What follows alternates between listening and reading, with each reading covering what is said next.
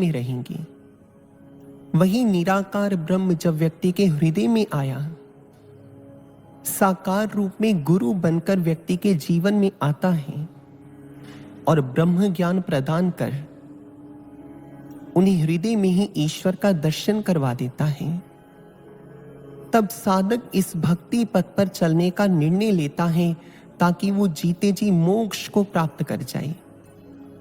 आदि गुरु शंकराचार्य जी के अद्वैत दर्शन से कौन परिचित नहीं है।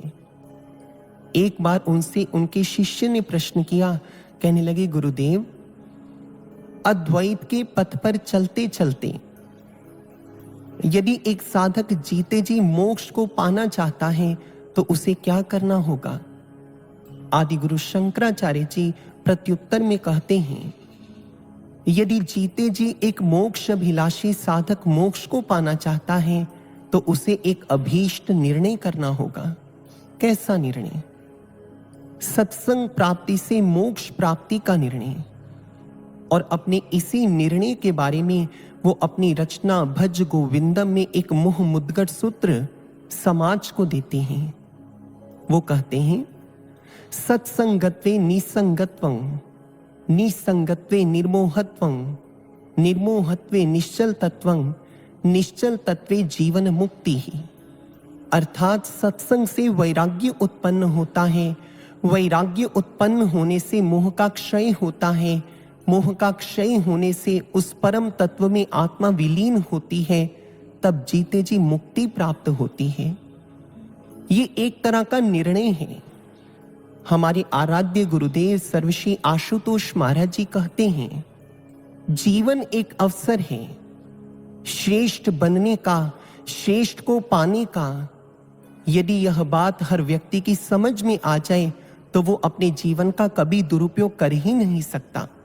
ये भी एक तरह का निर्णय ही तो है साधकों। गुरुदेव के अनुसार निर्णय व्यक्ति अपने ज्ञान और अनुभव के आधार पर लेता है, परंतु निर्णय लेने में ज्ञान के साथ साथ अनुभव का सबसे अधिक योगदान रहता है। स्वामी विवेकानंद जी कहते थे कि निर्णय के क्षणों में ही भाग्य का निर्माण होता है। सज्जनों, निर्णय के भी अनेक प्रकार हैं। यूं तो इसे यदि प्रकारों के रूप में विभाजित किया जाए तो निर्णय दो प्रकार के आते हैं। प्रथम है स्थूल निर्णय और द्वितीय है सूक्ष्म निर्णय। समाज के अंदर जितने भी निर्णय लिए जाते हैं, सामाजिक निर्णय, आर्थिक निर्णय, राजनैतिक निर्णय, सांस्कृतिक निर्णय या शैक्षणिक निर्णय इत्यादि, ये सब समाज के स्थूल निर्णयों के अंतर्गत आते हैं। परंतु अध्यात्म के निर्णय ये अति सूक्ष्म निर्णय हैं। और इन्हीं सूक्ष्म निर्णयों के साथ जब एक साधक आगे बढ़ता है, वो अपने जीवन के परम गंतव्य को प्राप्त कर लेता है। किसी भक्त ने बहुत अच्छा कहा कि अध्यात्म है ही निर्णय का विषय। अध्यात्म के अंदर यदि उतरा हुआ साधक निर्णय ले, निर्णय विचार बनकर आए और व्यवहार बनकर अमर हो जाए। प्रत्येक युग के अंदर तत्कालीन परिस्थितियों के अनुसार भक्तों ने, साधकों ने अनेकों निर्णय लिए और निर्णय लेकर इतिहास के अंदर विभूषित हो गए। आइए आज युगबद्ध उन्हीं भक्तों के निर्णयों पर विचार करते हैं और अपना आत्म मंथन करते हुए हम भी भक्ति पथ पर अग्रसर हो चलते हैं। प्रथम चलते हैं सतयुग की ओर। सतयुग के अंदर भक्त ध्रुव का निर्णय। एक बात अत्यंत ध्यातव्य है साधकों, एक होती है अभिलाषा और एक होता है निर्णय। अभिलाषा में और निर्णय में जमीन आसमान का अंतर है। ध्रुव के मन में अभिलाषा उत्पन्न हुई अपने पिता की गोद में बैठने की, परंतु बाद में उनका निर्णय क्या रहा कि मैं परम पिता की गोद को प्राप्त करूंगा। जब परम पिता की गोद को प्राप्त किया, अनेक परिस्थितियां मार्ग के अंदर आईं और अपने गुरुदेव नारद जी की आज्ञा में चलते चलते प्रत्येक परिस्थिति को पार कर गया वो नन्हा सा बालक ध्रुव, और अपने निर्णय से इतिहास के अंदर विख्यात हो गया। आज जब भक्त ध्रुव का नाम आता है, हमारे दैनिक जीवनचर्या में बहुत सारे शब्द हैं जो ध्रुव जी के साथ जुड़े हुए हैं, जैसे कि ध्रुव निर्णय, ध्रुव सत्य, ध्रुव संकल्प इत्यादि। ध्रुव माने अटल, जो अपने निर्णय पर अटल रहे। भक्त प्रहलाद का निर्णय देखिए। उनके पिता ने उन्हें बहुत कुछ कहा, श्री हरि की भक्ति से विमुख करने का निश्चय कर लिया, पर प्रहलाद अपनी भक्ति पथ पर चलने के लिए अडिग रहे और निर्णय पर अडिग रहने के कारण आज इतिहास उस नन्हे से बालक भक्त प्रहलाद की निष्ठा पर और भक्ति से प्रेरणा लेकर भक्ति पथ पर आगे बढ़ता है। प्रहलाद के ही पुत्र हुए राजा बलि, उनका निर्णय देखिए। राजा बलि के निर्णय के विषय में यह कहा जाता है कि जब भगवान वामन रूप में उनके समक्ष आए तो उन्होंने 3 पग भूमि मांगी थी। यूं तो राजा बलि प्रहलाद के पौत्र थे और विरोचन के पुत्र थे। प्रहलाद जैसी दान वृत्ति राजा बलि के जीवन में थी, परंतु असुर कुल में पैदा होने के कारण तनिक अहम भी था। इसी अहम को खत्म करने के लिए राजा बलि के पास भगवान वामन के रूप में जाते हैं और 3 पग भूमि मांगते हैं। और हम जानते हैं उन्होंने प्रभु को तीसरा पग अपने ऊपर रखने को कह दिया, अपने मस्तक पर रखने को कह दिया। राजा बलि के इसी निर्णय ने इतिहास के अंदर उसे इतना विख्यात कर दिया कि स्वयं प्रभु उसके द्वारपाल बन गए। प्रभु तो स्वयं कहते हैं, मैं तो हूं भक्तन को दास, भगत मेरे मुकुटमणि। ये हुए सत्यों के कुछ निर्णय। अब आगे बढ़ते हैं त्रेता युग के निर्णयों की ओर। भरत का निर्णय। भरत के सामने एक परिस्थिति पैदा हुई, एक तरफ राज्य है और एक तरफ राम है। आप सभी जानते हैं कि भरत ने प्रभु श्री राम जी का चयन किया और उसके इसी निर्णय ने इतिहास के अंदर भरत जी को प्रेम मूर्ति भरत के पद पर लाकर आसीन कर दिया। माता शबरी का निर्णय देखिए आप। माता शबरी प्रभु की तितिक्षा युक्त प्रतीक्षा कर रही है। इतिहास साक्षी है, गर्ग संहिता के अंदर आता है, दंडकारण्य वन में रहने वाले तपस्वियों ने माता शबरी पर कई प्रकार के व्यंग्य कसे, पर अपने निर्णय पर माता शबरी अडिग रही कि मुझे भक्ति पथ पर चलना है। उन्हें समाज की बातों का, समाज के व्यंग्य बाणों पर तनिक भी किसी प्रकार का दुख नहीं हुआ और निर्णय लेकर अडिग होकर भक्ति पथ पर चली। इतिहास साक्षी है, प्रभु श्री राम जी शबरी की कुटिया में आए और माता शबरी का निर्णय और प्रतीक्षा सफल हो गई। त्रेता युग के अंदर ही आप पाएंगे रावण ने मारीच को कहा कि कपट मृग बनकर जाए। मारीच का निर्णय देखिए, उसके चरित्र को परिलक्षित कर रहा है। रामचरितमानस के अंदर आता है, उभय भांति देखा निज मरना, तब ता किसी रघुनायक सरना। जब उसने दोनों तरह से देखा कि मेरी मृत्यु होगी, यदि रावण का आदेश नहीं मानता तो रावण मार देगा, नहीं तो प्रभु के हाथों तो मुक्ति निश्चित है। और उसने प्रभु के हाथों मरना उचित समझा और रावण का आदेश मान लिया। मारीच के इसी निर्णय ने उसे विख्यात कर दिया। अब दूसरी ओर काल नेमी का निर्णय देखिए। यदि मारीच प्रभु के हाथों मरने का निर्णय लेता है तो काल नेमी प्रभु भक्त हनुमान के हाथों से मरने का निर्णय लेता है और इतिहास के अंदर स्वर्णिम अक्षरों में अंकित हो जाते हैं। हमारे संत महापुरुष कहते हैं, यूं तो निर्णय लेने में एक पल लगता है, पर एक पल में लिया गया निर्णय जीवन को बदल कर रख देता है। राम भक्तों का चरित्र बार बार पुकार पुकार के यही कह रहा है, राम को मांग ले रे तू प्यारे, उम्र भर का सहारा मिलेगा। सिर्फ इनकी शरण में ही तुझको जिंदगी का नजारा मिलेगा। कितना 2 हाथों से ले सकेगा, देने वाले की है लाख बाहें, इनकी बाह पकड़ के तो देखो तुम्हें संसार सारा मिलेगा। राम को मांग ले रे तू प्यारे, उम्र भर का सहारा मिलेगा, उम्र भर का सहारा मिलेगा। क्योंकि राम भक्त यह जानते हैं कि जिसे रब मिल गया उसे सब मिल गया। चलिए चलते हैं द्वापर युग में। द्वापर युग में जब भगवान श्री कृष्ण वृंदावन से मथुरा जाने लगे, प्रभु ने एक निर्णय लिया कि धर्म की स्थापना के लिए वृंदावन का त्याग करना होगा और मथुरा जाना होगा। जब गोपियों को ये बात पता चली, गोपियों को विरह दंश का डर है और गोपियां रो रही हैं और प्रभु राधा जी के पास गए। अब राधा जी के सामने उन्होंने सच्चाई रख दी, अपनी लीला को प्रकट कर दिया, राधे कि इस बार मैं गया वापिस कभी लौट कर नहीं आऊंगा, कभी मुलाकात नहीं हो पाएगी। और उस समय राधा जी का निर्णय क्या रहा सज्जनों, आप जानते हैं। राधा जी बहुत रोए।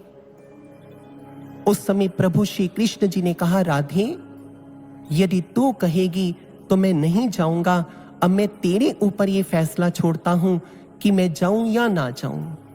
राधा जी चाहती तो भगवान कृष्ण को रोक सकती थी, पर आप श्रीमद् भागवत महापुराण में पढ़ते हैं और कथा के माध्यम से सुनते भी हैं कि उस समय राधा जी ने कहा, मैं राधा हूं, मैं बाधा नहीं हूं, मैं आपके कर्तव्य क्षेत्र में बाधा नहीं बनूंगी। हे प्रभु, आप धर्म की स्थापना के लिए संसार में अवतरित हुए हैं, आप जाइए।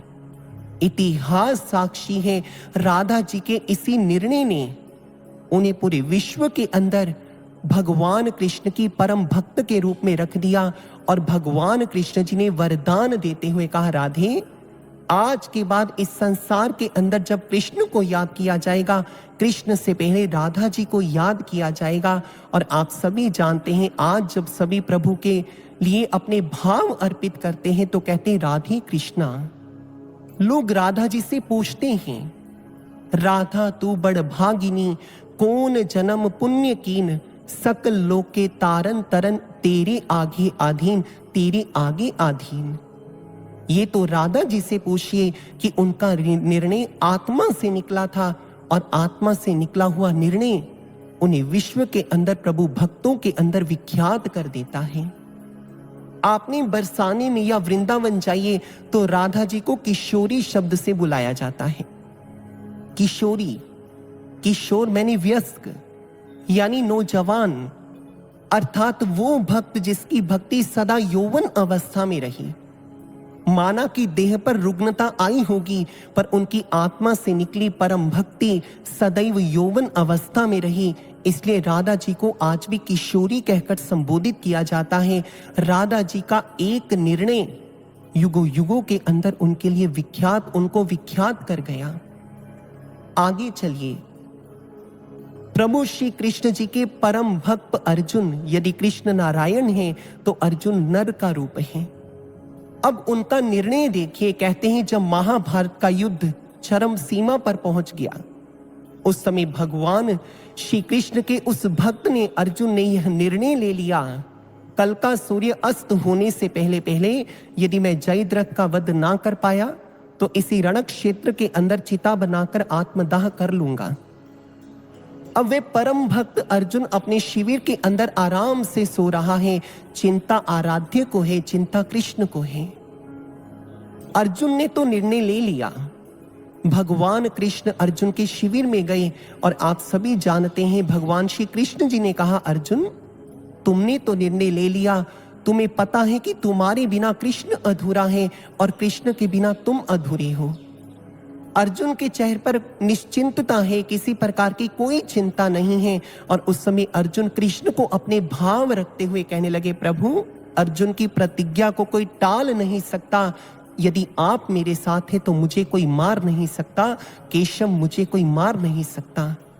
उस समय कृष्ण भगवान अर्जुन के इस निर्णय पर अपने आप को न्योछावर कर देते हैं और कहते हैं, कल सारा विश्व देखेगा कि कृष्ण को पार्थ कितना प्यारा है। इतिहास साक्षी है सज्जनों, जयद्रथ का वध भी हुआ। वह अर्जुन जो कृष्ण की रजा में सदा रजामंद रहने वाले थे, उन्होंने कृष्ण को अपना सर्वस्व मान लिया और अर्जुन के निर्णय के आगे कृष्ण जी ने प्रकृति के नियम भी बदल दिए और जयद्रथ का वध हो गया।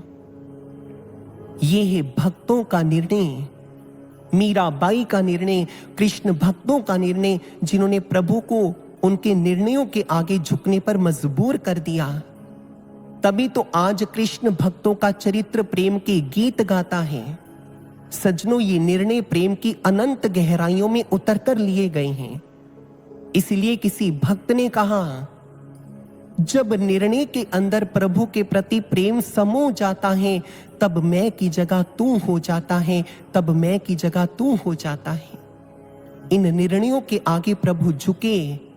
और आज किसी भक्त ने बड़ा अच्छा कहा, सुदामा के तंदुलों में दखल ना थी प्रेम था। सुदामा के तंदुलों में दखल ना थी प्रेम था। मालिनी को बचा की कोई शक्ल ना थी प्रेम था। धन्य की पूजा में कोई अकल ना थी प्रेम था। मीराबाई के कीर्तन में कोई नकल ना थी प्रेम था। अरे कौन से हीरे जड़े थे नरसी की खड़ताल में, क्या बांध कर लाया था निर्धन फटे से रुमाल में। अरे वन में भी जाकर था खाया द्रौपदी की थाल में, क्या हुआ वो बंद गए जो गोपियों के जाल में। अरे जिसके जूठे बेर खाए उसकी क्या औकात थी। दरअसल यहाँ तो बस एक प्रेम की ही बात थी, एक प्रेम की ही बात थी। ये निर्णय आत्मा की गहराइयों से प्रभु के साथ प्रेम को पाने के बाद लिया गया। और आज इतिहास के अंदर इन भक्तों का इतिहास अमर हो गया, भक्तों के निर्णय अमर हो गए। आइए चलते हैं कलयुग में लिए गए निर्णयों पर। कलयुग के अंदर भक्तों के द्वारा लिए गए निर्णयों की एक लंबी श्रृंखला है। भक्त नामदेव जी से कौन परिचित नहीं है। कठिन और विषम परिस्थितियों में भी अपनी गुरु भक्ति का परिचय देते हुए उन्होंने समाज के आगे अपना निर्णय रख दिया। तेरी भक्ति ना छोड़ू भावे लोग हंसे, चरण कमल मेरे हृदय बसे। छत्रपति शिवाजी महाराज, उनके निर्णय से कौन परिचित नहीं है। जब अपने गुरुदेव को भिक्षाटन करते देखते थे तो उनका शिष्य हृदय रोता था। एक दिन उन्होंने अपने यही भाव अपने गुरुदेव के श्री चरणों में रख दिए। उस समय समर्थ रामदास कहने लगे, शिवा, क्या तू स्वयं अपने आप को इस राज्य का मालिक समझता है? अरे राज्य का रक्षण करने वाला तो वह परम पिता है, वह ईश्वर ही सबका मालिक है। तुम्हें तो राज्य कार्य करना है, तुम्हें प्रजा की सेवा करनी है। इतिहास साक्षी है, छत्रपति शिवाजी महाराज जब प्रतापगढ़ के किले में अपनी माता जीजाबाई जी से मिले तो उन्होंने ये बात उनको भी बताई कि गुरुदेव ने मेरे आगे 3 चीजें रखी, और 3 चीजें रखते हुए जिसमें कि नारियल भी था, मिट्टी भी थी और घोड़े की लीद भी थी। स्वयं जहां पर शिष्य गुरु को दक्षिणा देता है, आज गुरु शिष्य के लिए समर्पित हो गया और शिष्य के निर्णय पर झुकते हुए स्वयं वो खुद शिष्य को दक्षिणा दे रहे हैं। छत्रपति शिवाजी महाराज को उनके गुरुदेव ने कहा, ये जो मिट्टी है ये प्रतीक है कि आने वाले समय में तू बहुत बड़े भूभाग का मालिक बनेगा। इसी के साथ ये जो घोड़े की लीद है ये प्रतीक है कि तेरे पास उत्तम नस्ल के अश्व होंगे। और नारियल प्रतीक है कि जब जब तेरे अंदर किसी ना किसी प्रकार का अहम भाव पैदा होगा तो मैं इस नारियल को जैसे फोड़ दिया जाता है, तेरा अहंकार भी खत्म कर दिया जाएगा। शिवा, तुम्हें इसी प्रकार भक्ति पथ पर आगे बढ़ना है। इतिहास साक्षी है, निर्णय लेकर वो शिष्य आगे बढ़ा और अपने गुरु के एक एक भाव पर वो खरा उतरा। और आज इतिहास के अंदर उन्हें छत्रपति शिवाजी महाराज के रूप में याद किया जाता है, स्मरण किया जाता है। स्वामी विवेकानंद जी के निर्णय से कौन परिचित नहीं है।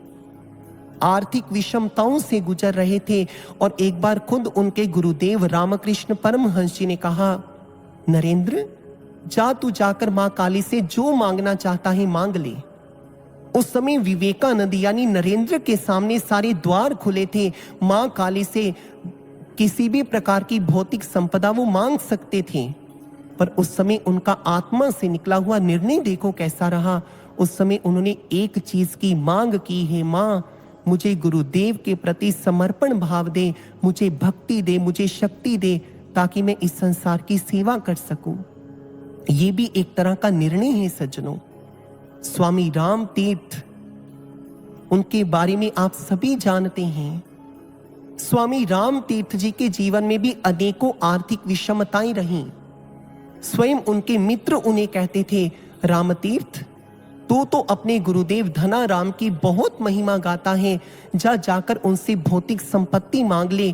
तेरे जीवन में कितने आर्थिक संकट हैं, इतिहास साक्षी है। रामतीर्थ जी का भक्त हृदय गुरु की याद में रोता था। वो बहुत अच्छा लेखन भी करते थे, बहुत अच्छी अच्छी कविताएं भी लिखते थे, और उन्होंने अपने भावों को, अपने निर्णय को, इसे आप भाव निर्णय का नाम दे सकते हैं, और उन्होंने अपने निर्णय को 8 पंक्तियां लिखकर अपने गुरुदेव को भावों के साथ समर्पित कर दिया। हम आपको जरूर सुनाएंगे। वो कहते हैं, इश्क एक तरफा में यूं मसरूर हो जाऊंगा मैं, राम तुम होगे क्षमा काफूर हो जाऊंगा मैं तुम्हें देखूं तो देखूं, तुम ना मुझको देखना, तुमने गर देखा मुझे मशहूर हो जाऊंगा मैं तुम्हें चाहूं तो चाहूं, गुरुदेव तुम ना मुझको चाहना, तुमने गर चाहा मुझे मगरूर हो जाऊंगा मैं तुमसे मांगूं तो मांगूं, फिर भी ना देना तुम मुझे, वरना फिर प्रेमी नहीं मजदूर हो जाऊंगा मैं, वरना फिर प्रेमी नहीं मजदूर हो जाऊंगा मैं। कैसे सच्चा प्रेम से निकला भाव निर्णय था। स्वामी रामतीर्थ जी के इसी निर्णय को देखकर, उनके एक निष्ठ चिंतन को देखकर, उनके गुरुदेव उन्हें राम तीर्थ नहीं राम बादशाह कहकर संबोधित करते थे, राम बादशाह कहकर संबोधित करते थे। ये भी एक तरह का निर्णय है। भक्तों के इन्हीं निर्णयों ने उन्हें इतिहास के अंदर विख्यात कर दिया। चलिए अब चलते हैं हम सभी अपनी ओर। हम सब भी तो साधक हैं। आज हमारा चुनाव महाराज जी ने किया है। इस बात को साधकों कभी नहीं भूलना है कि हम यहां पर आए नहीं, हमें यहां पर लाया गया है।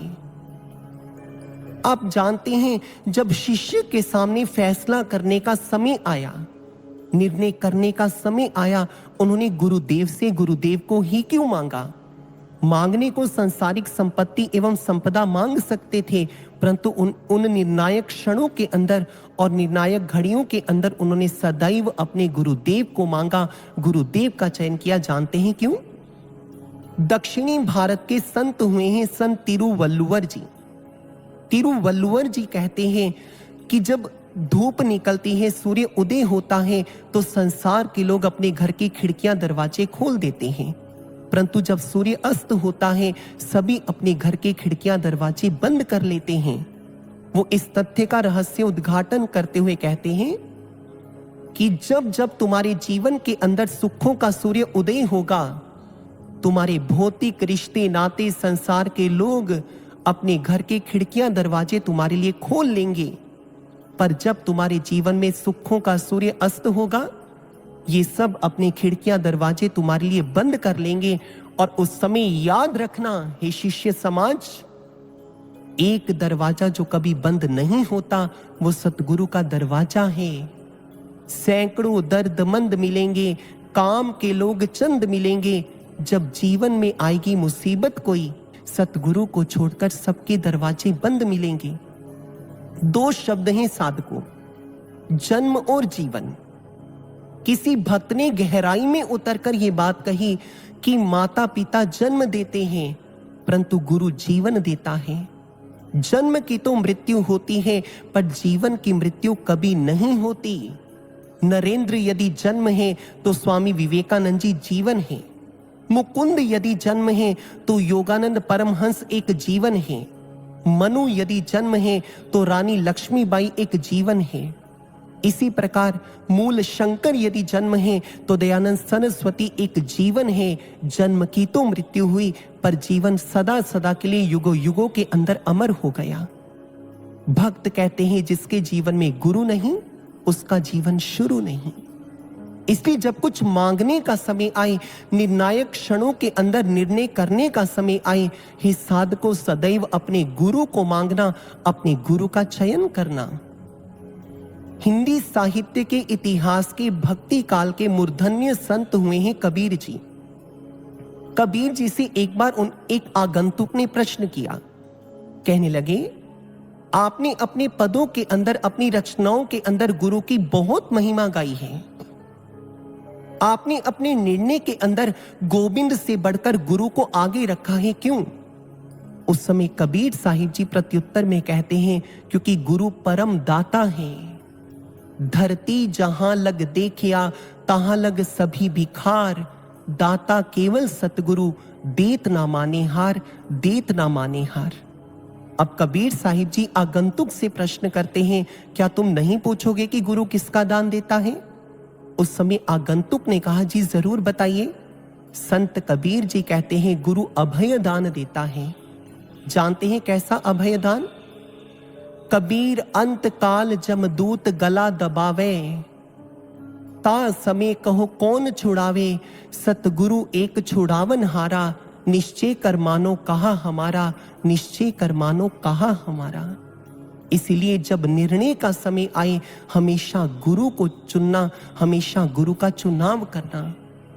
आज हम सभी साधक संधि काल की इस वेला में उस निर्णायक मोड़ पर आ चुके हैं। हमारी भक्ति, हमारा आध्यात्मिक यात्रा आज उस निर्णय के लिए आगे आ खड़ी है, जब एक तरफ गुरु है और एक तरफ संसार है।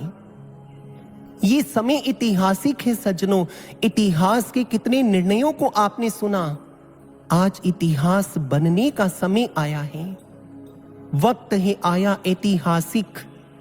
वीरों जैसे बलिदान का कर्म क्षेत्र में ध्यान रहा है, जिन्हें गुरु के मान का। भक्ति भाव से ओतप्रोत हो हम, कुछ ऐसा कर जाएं, गुरु के सच्चे शिष्य बने हम, विजय तिरंगा फहराएं, विजय तिरंगा फहराएं। आइए चलते हैं समाधि काल से पहले जो निर्णय महाराज जी ने अपने शिष्य समाज के लिए किए, और समाधि काल के दौरान जो निर्णय कर रहे हैं। महाराज जी की अपने सभी साधकों के प्रति एक अभिलाषा भी है। कैसी अभिलाषा? अभिलाषा गुरु की है चमके हम भी गगन के तारों से, झलके अब व्यक्तित्व हमारा उत्तम श्रेष्ठ विचारों से। सत्य अहिंसा त्याग तप पहचान बने हमारी, हमसे प्रेरित होकर दुनिया कदम बढ़ाए सारी। ये महाराज जी ने समाधि से पूर्व हम सभी साधकों से अभिलाषा रखी है। समाधि के दौरान वो हम पर निर्णय छोड़ रहे हैं।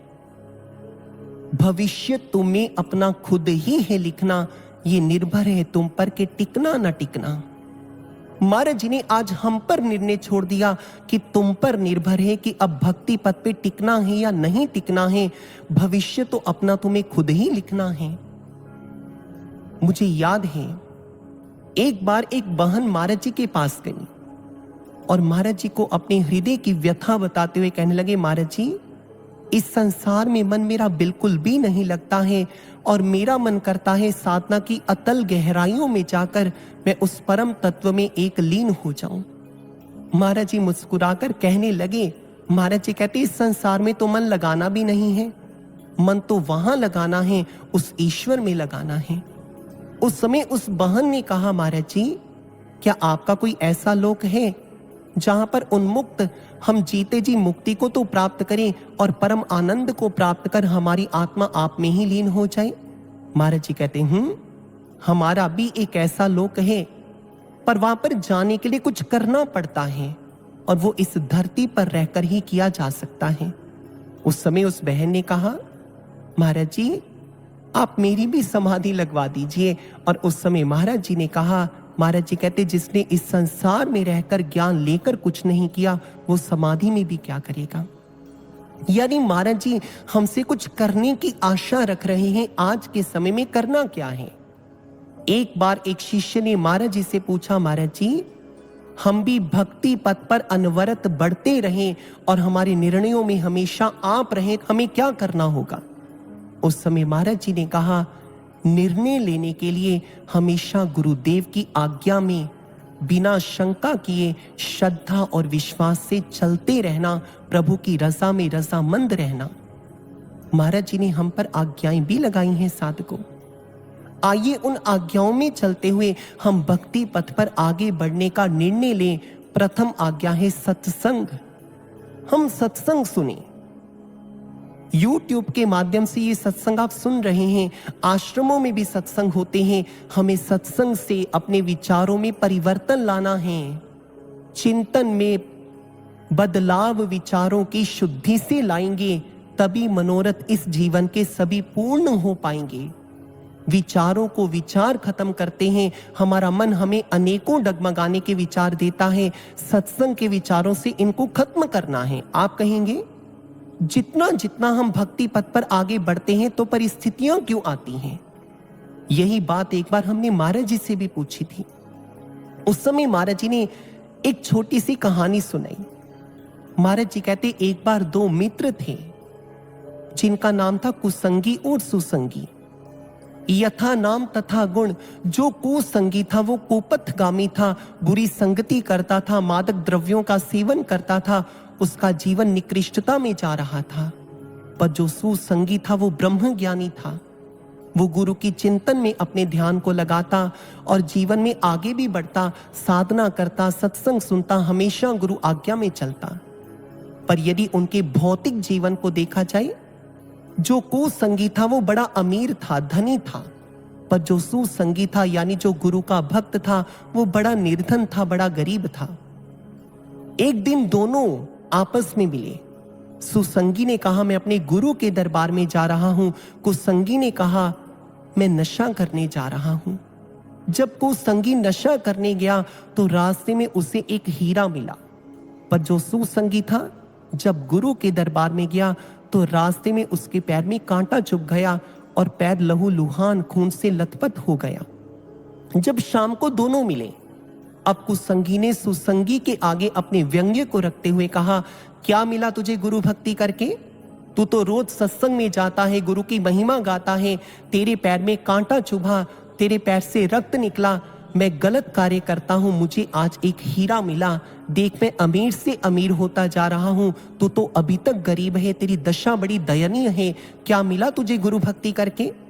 अब सुसंगी के मन में एक प्रश्न पैदा हो गया जो उन्होंने गुरु के चरणों में रख दिया कि गुरुदेव, मैं इतनी अच्छी संगति करता हूं, गुरु भक्ति के पथ पर चलता हूं, फिर भी इतना निर्धन हूं, और वो मेरा मित्र कुसंगी गलत कार्य करता है, मादक द्रव्यों का सेवन करता है, फिर भी कितना अमीर है, धनी है, क्यों ऐसा है? और वो ये कहकर रोने लग गया। उस समय गुरुदेव ने उसके भावों को देखते हुए जो उत्तर दिया, बड़ा सटीक समाधान दिया। उन्होंने कहा, पुत्र, तू अपने पूर्व जन्म को नहीं जानता और उसके पूर्व जन्म को भी नहीं जानता। जो आज तेरा मित्र धनी है, उसने पूर्व जन्म में बहुत अच्छे कर्म किए थे, पर इस जन्म में वो बुरे कर्म कर रहा है। और जो तू है, तूने पिछले जन्म में बुरे कर्म किए थे, उसका फल है कि आज तेरे जीवन में निर्धनता है। आज तू सत्संग में आने लगा, तुझे कांटा मिला और वो गलत कार्य करने जा रहा था, उसे हीरा मिला। इसके पीछे भी एक रहस्य है। उसने इतने अच्छे कर्म किए हैं कि आज उसके लिए हीरों से भरी एक पोटली तैयार थी, पर बुरे कर्म करने के कारण उसे एक ही हीरा मिला। और तुम्हारे पिछले जन्म के ऐसे कर्म हैं कि आज तुम्हें फांसी होनी थी, तेरी मृत्यु लिखी हुई थी, क्योंकि तू गुरु दरबार में आता है, गुरु भक्ति करता है। मैंने तेरा कर्म कांटे की चुभन बनाकर काट दिया। आज सुसंगी को उसके प्रश्नों का उत्तर मिल चुका था। यही प्रश्न हमारे सामने भी है। हम सत्संग सुने, आगे बढ़े, और याद रखना इस ज्ञान के आगे परिस्थितियां अत्यंत गौण हैं। अंगद ने जब रावण की सभा में रामदूत बनकर पैर रख दिया, रावण भी उसके चरणों में झुक गया, यानी रावण उसका पांव उठाने आया। इसका अर्थ है परिस्थिति भक्त के आगे झुक जाती है। याद रखना, भक्त अगर सच्चा है तो वक्त भी रुक जाता है, आसमां लाख ऊंचा हो वह भी झुक जाता है। भक्ति में दुनिया लाख बने रुकावट, यदि इरादे मजबूत हैं तो वो खुदा भी झुक जाता है, वो खुदा भी झुक जाता है। अब चलते हैं सेवा की ओर।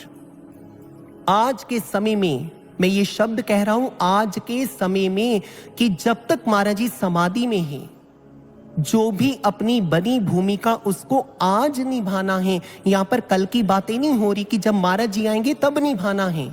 हे साधको, हमें अपनी भूमिका को आज निभाना है। सृजन कार्य के लिए समर्पण का जौहर दिखलाना है। पर आपने देखा होगा, जब तन मन धन से सेवा करने का अवसर आता है तो कई बार सेवा परिस्थितियों में मिलती है। कई बार क्यों, अधिकांश प्रेमियों के जीवन में ये बात होती है, जब सेवा आती है तो कोई ना कोई परिस्थिति परिवार की, गृहस्थी की बनी रहती है।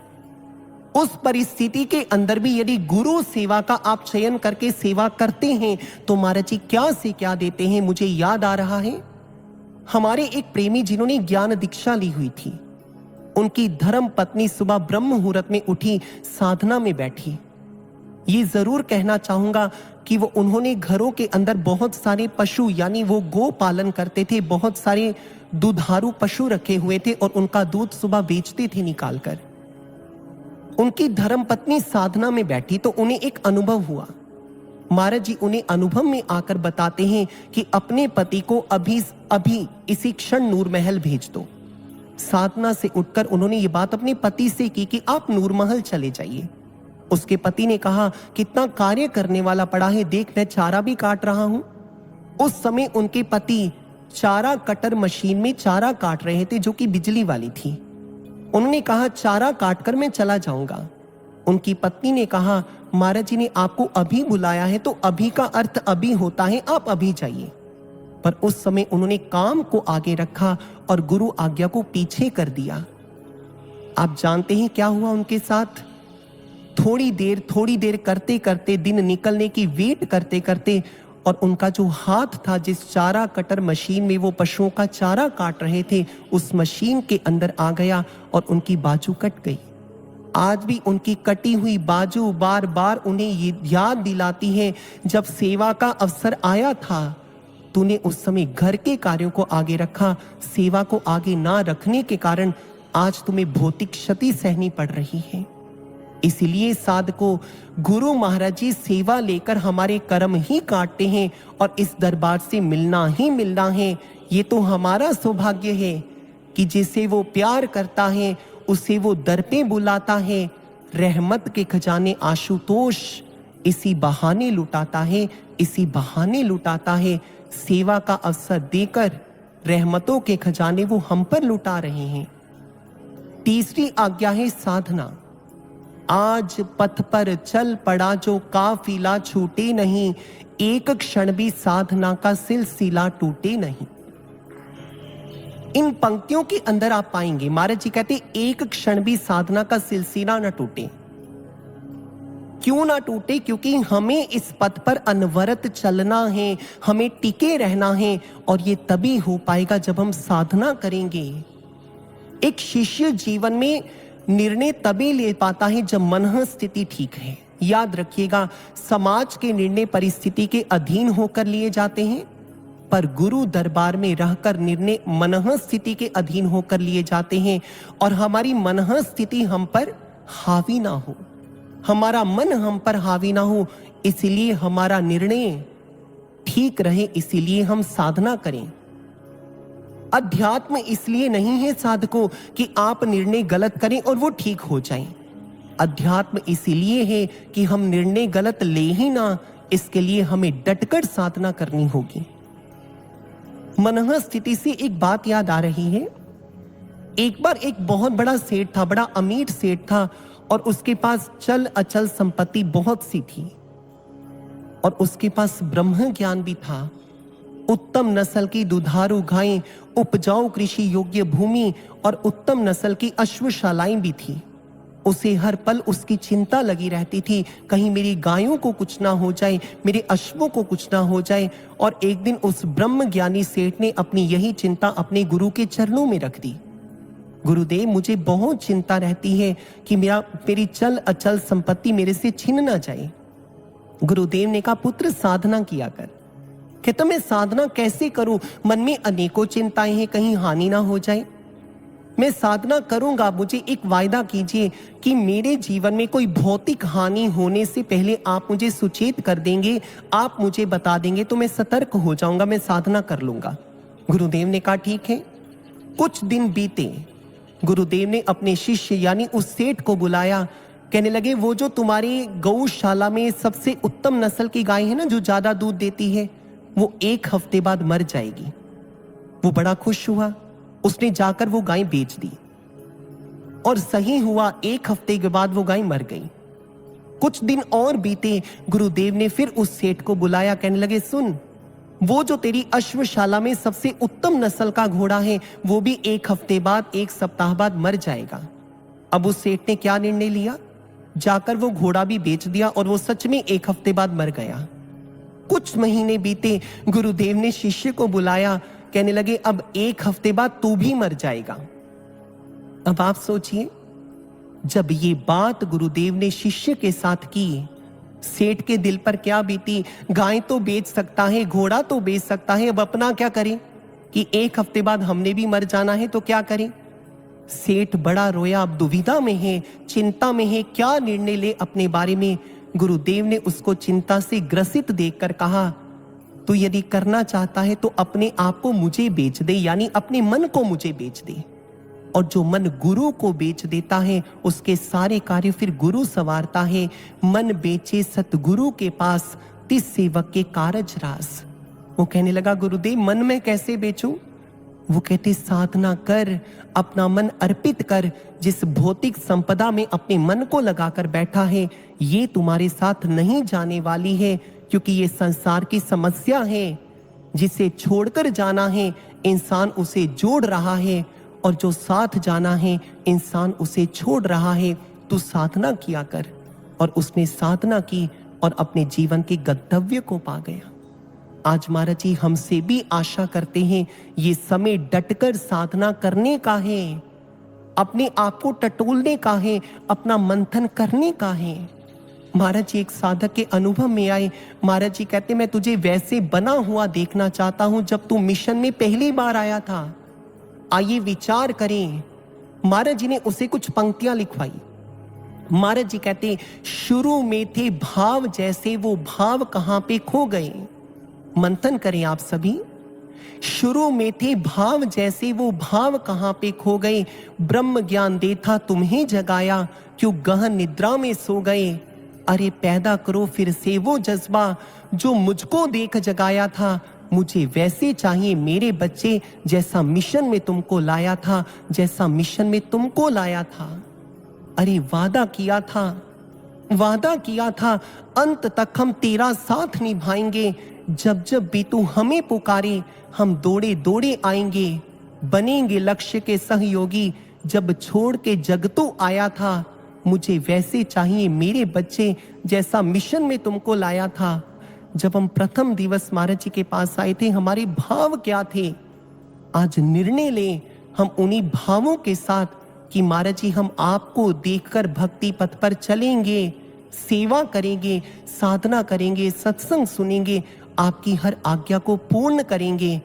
आज हम सभी साधक व्यक्तिगत रूप से या सामूहिक रूप से आइए सभी मिलकर निर्णय लेते हैं। और महाराज जी तो अपना निर्णय पहले ही सुना चुके हैं। महाराज जी जब पंजाब की धरती पर आए, उस समय महाराज जी ने अपना निर्णय सारे विश्व को बता दिया कि हम प्रदीप्त हुए हैं तो धरा को जगमगाकर ही दम लेंगे। धर्म की असीमता को विश्व के गागार पर लेकर चले हैं, तो इस धरा को स्वर्ग बनाकर ही दम लेंगे, धरा को स्वर्ग बनाकर ही दम लेंगे। ये महाराज जी का निर्णय है। विश्व में शांति आएगी, धरा स्वर्ग बनेगी, ये होना है। और कुछ निर्णय महाराज जी ने हमारे लिए सुरक्षित और संरक्षित कर रखे हैं, जिसमें भावी युग की पदचाप है, पर अपने शिष्यों से उम्मीदें भी हैं। महाराज जी ने अपना निर्णय सुना दिया। अरे तुम्हारे हाथों होगी विजय पताका भोर में। महाराज जी कहते, तुम्हारे हाथों में विजय की पताका होगी, तुम जरूर विजयश्री का वर्ण करोगे। हर सहयोग तुम्हारा युग का शिलालेख बन जाएगा। जो उसका सहयोगी होगा, श्रेय वही तो पाएगा। युग उसके गुण गाएगा, युग उसके ही गुण गाएगा। आज यदि सही दिशा में निर्णय लेकर हम भक्ति पथ पे चले, तो साधकों हमारा भविष्य कितना सुरक्षित है, सदे हुए हाथों में है। हमें तो केवल चलना है, साधना करनी है और इसी प्रकार भक्ति पथ पर आगे बढ़ते रहना है। फिर देखना आने वाला समय हमारे लिए कैसे खुशियां लेकर आएगा। सत्संग की इन अंतिम घड़ियों में मैं अंत में यही भाव रखता हूं, सत्यमेव जयते नानृतं सत्येन पंथा वित्ततो देवयानः येना क्रमन्त्य ऋषयो ह्याप्त कामो यत्र तत्सत्यस्य परमं निधानम। सत्य की हमेशा जीत होती है, ना कि असत्य की। अरे ये वही मार्ग है जिस पर आप्त काम यानी जिन ऋषियों की कामनाएं पूर्ण हो गई वो चले और उन्होंने परम लक्ष्य को पा लिया। ऐसा निर्णय हम भी लेते हैं।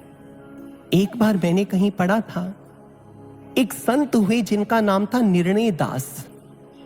एक बार उनसे किसी ने पूछा कि आपका नाम निर्णय दास कैसा पड़ा।